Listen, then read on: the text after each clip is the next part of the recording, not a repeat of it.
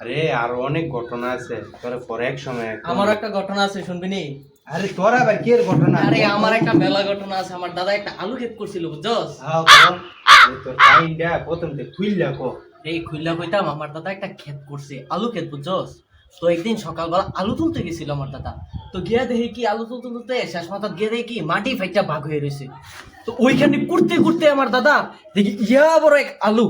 তো দাদা তো একা তুলতে পারতো না, তো 4-5 জনটা নিচে নিয়া করতে করতে করতে করতে আলুটা তুলছে। কসকি এত বড় না, 4-5 জনে কান্দু কইরা বাইতানছে ফাঁস দিয়া। তো আইনাসেরা এই আলুটা সুইট তুলে রাখছে। কসকি তো আমার আব্বা আবার কি করছে, আলুটা দেখে গেছে যে আব্বা এই আলুটা আমি কেমন, আমার দাদা মানা করছে এত বড় আলু তুই খাইতে পারতি না। তো আমার আব্বা একদিন কি করছে, চুরি করে সেরে আলু খাইতে খাইতে খাইতে খাইতে আলুর ভিতরে ঢুকে গেছে। হাই হাই রে। এখন আমার আব্বারও তো খুঁজে যাবে না, মসজিদ দিয়া, মসজিদের মাইক দিয়া এনো হেনো সবখানে খুঁজে লাইছি। 5 দিন পরে আমার আব্বারে খুঁজে আমি আলুর ভিতরে পাইছি। আলু খেয়ে আমার আব্বা বেঁচে গেছে। তোরা কি করছ?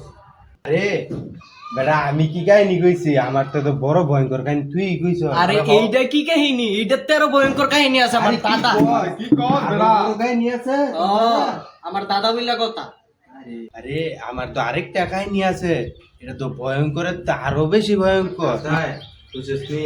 এ তোর আমি কি গপ্প করতে এ এন্দ বড় ছিল বগড়া তা দাদা দিনে গপ্প লাগাইছে ন ব্যবসা প্রতিষ্ঠানে ন তোরা এদিনে ওয়ার্ডার না লইছে না দাদা দিনে গপ্প লাগাইছে ন গপ্প কোন জায়গাটা কাস্টমার টেনে ডাকতাছে ওয়েটার কো আর এতে না দাদা দিনে আলু সরে গপ্প কহুন চিনা তোর কথা আমি